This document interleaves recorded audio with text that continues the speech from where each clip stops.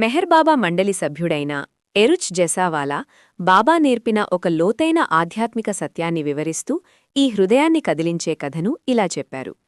వ్యభిచారం చేసిందని ఆరోపించబడిన ఒక స్త్రీకి మరణశిక్ష విధించబడింది. శిక్ష అమలుకు ముందు అప్పటి చట్టం ప్రకారం ఆమెనొక బజారు కూడలిలో నిలబెట్టారు. వెళ్లే ప్రతి ఒక్కరూ ఆమెపై రాళ్లు, మురికి, చెత్తను విసరాలనేది నిబంధన. అలా దారివెంట వెళ్లే ప్రతి ఒక్కరూ ఆమెపై ఏదో ఒకటి విసురుతూనే ఉన్నారు. కాని ఆమె ఒక్కసారి కూడా అరవలేదు. కనీసం బాధపడుతున్నట్లు కూడా కనిపించలేదు. ఆమె ఎప్పటిలాగే ప్రశాంతంగా, అందంగా ఉంది. అదే సమయంలో ఆమె కూతురు ఆ దారిలో వెళ్లవలసి వచ్చింది. చట్టం ప్రకారం ఆ కూతురు కూడా తన తల్లిపై ఏదో ఒకటి విసరాలి. కాని తన తల్లిపై రాయి వేయడానికి ఆమెకు మనసు రాలేదు.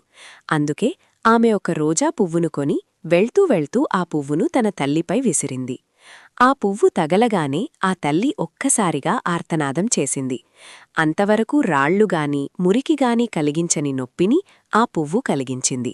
అప్పటివరకు మౌనంగా ఉన్న ఆమె తన కూతురు వేసిన ఆ మెత్తని పువ్వు తాకగానే అంతరాత్మ లోతుల్లో నుండి కేకపెట్టింది. తన స్వంత కూతురు వేసిన ఆ ఆరోపణ పువ్వు రూపంలో ఆమెను ఎంతగా గాయపరిచి ఉండాలి? అప్పుడు బాబా ఇలా అన్నారు: నా స్వంత బిడ్డలు ఒక చిన్న రోజా పువ్వు రెమ్మతో నన్ను గాయపరిచినా అది నాకెంతటి బాధను కలిగిస్తుందో కదా. మాకు బాబా మాటలు అర్థం కాలేదు. అప్పుడు ఆయన ఇలా వివరించారు: మీరందరూ ఎన్నో ఏళ్లుగా నాతోనే ఉన్నారు. అయినప్పటికీ సత్యాన్ని తెలుసుకోవాలనే మీ తపనలో భాగంగా మీరు వేరొక సాధువు ఆశీసుల కోసం వెతికితే ఆ చర్య ఆ కూతురు తన తల్లిపై విసిరిన రోజా పువ్వుతో సమానం.